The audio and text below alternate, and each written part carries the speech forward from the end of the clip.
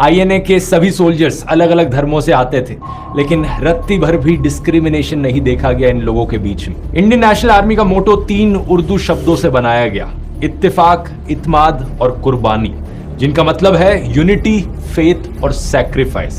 Total में 5 regiments में divide किया गया था आईएनए को, और इन 5 रेजिमेंट्स के नाम 5 फ्रीडम फाइटर्स पर रखे गए थे: गांधी, नेहरू, मौलाना आजाद, सुभाष और रानी ऑफ झांसी।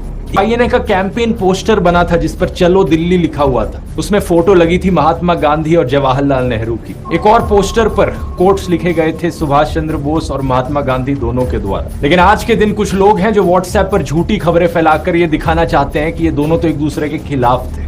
7 अगस्त 1943 में नेताजी बड़े क्लियरली कहते हैं एक रेडियो एड्रेस में, even though Gandhi non violence को सपोर्ट करते हैं, लेकिन इंडियन नेशनल आर्मी को वो अपना पूरा सपोर्ट देने को तैयार है। और इससे भी बड़ी चीज ये कि गांधी जी के फॉलोअर्स भी हमें सपोर्ट देंगे अपना।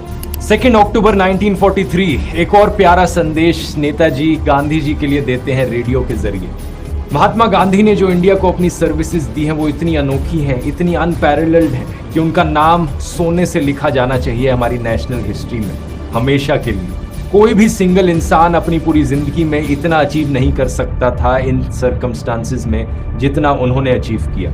गांधी जी नेताजी के इस प्यार को वापस जताते हैं उन्हें प्रिंस ऑफ द पेट्रियट्स का टाइटल देते हुए। 6 जुलाई 1944 गांधी जी को जेल से रिहा हुए करीब 2 साल हो चुके थे। नेताजी रेडियो पर एक एड्रेस करते हैं, father of our nation, India की लिबरेशन की इस होली वॉर में हमें आपकी ब्लेसिंग्स की जरूरत है। ये पहली बार था कि गांधी जी को फादर ऑफ द नेशन करके किसी ने पुकारा था। यहीं से ही ये टाइटल आता है दोस्तों। ये टाइटल और किसी ने नहीं बल्कि खुद सुभाष चंद्र बोस ने ही दिया था गांधी जी को।